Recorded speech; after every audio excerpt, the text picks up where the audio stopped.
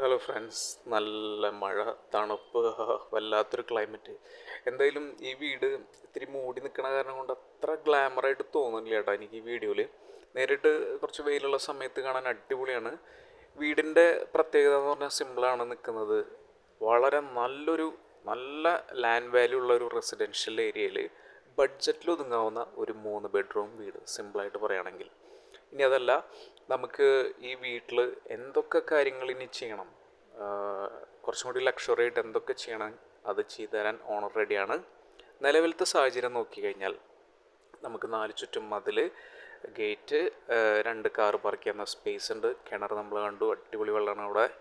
Exterior തകർത്തിട്ടുണ്ട്.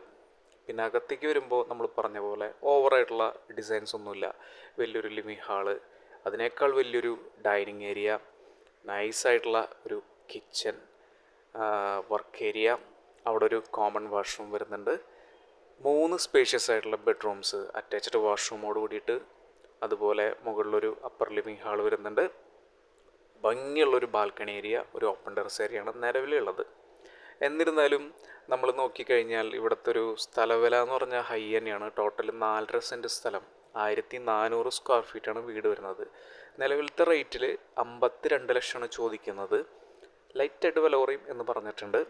സ്ഥലം വരുന്നത് തൃശ്ശൂർ ജില്ലയിലെ തമ്പുരാമ്പടി എന്ന സ്ഥലത്താണ്. നമ്മുടെ മമ്മിയൂർ, ആനക്കോട്ടയൊക്കെ അടുത്ത് വരുന്ന, അതായത് ഗുരുവായൂർ ടൗണിൽ നിന്ന് കുറച്ച് ദൂരം മാറിയിട്ടുള്ള നല്ലൊരു ഏരിയയിലാണ് പ്രോപ്പർട്ടി വരുന്നത്.